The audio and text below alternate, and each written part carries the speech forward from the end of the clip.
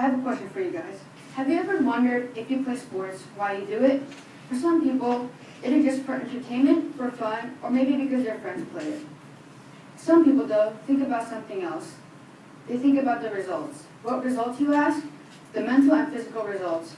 My name is Lex Hou, and today I will be talking about how sports affects kids. If you think about it, sports can help how you do in school. In sports such as baseball and basketball, you have to memorize the plays and signs. For instance, let's say you have a test, a spelling test. The words might be too difficult for you to memorize how to spell it. Sports can help with that. For baseball, if you don't know, you have to memorize the signs. Signs are movements with the hands by your coach. When he touches anywhere, it resembles something, a play or a strategy. When you get good at it, you start to memorize it. This is kind of like a memorizing practice. The brain plays a huge part. The brain is consisted of three main parts. There's the forebrain, midbrain, and lastly the hindbrain. The part of the brain that functions your memory is part of the forebrain. This next part might be confusing, so stay with me. The forebrain consists of the cerebrum, thalamus, and hypothalamus. The cerebrum is the largest part of the human brain associated with higher brain functions such as thought and action. The cerebrum has 4 sections. These sections are called lobes. There's the frontal, parietal, occipital, and temporal lobe. The frontal lobe is associated with reasoning, movement, and emotions. The parietal is associated with recognition and orientation. Occipital is associated with visual processing, and lastly, the temporal lobe is associated with memory and speech.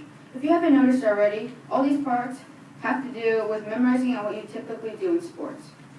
Sports also helps with you getting to know other people better. Usually, when you have less friends, you have no one to talk to and you get sad or lonely. With sports, it is a great way to make some new friends. If you play a single-player sport, don't worry, because it is not a problem. Take tennis, for example. The only person you interact with at practice is your coach, unless you do group lessons. When you start attending tournaments, though, you start to meet other people, like their coaches or your opponents. Those are mental effects. Now let's talk about the physical results. Your body changes in certain ways and areas depending on what type of sport you play.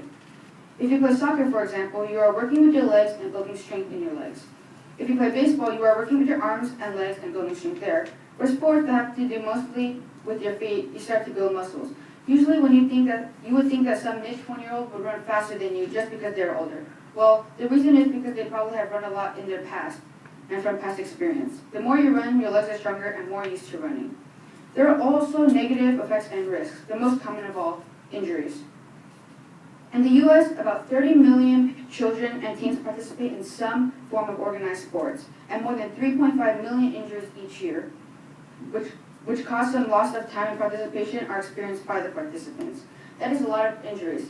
12% of all people in the U.S., just the U.S., who play sports end up getting injured.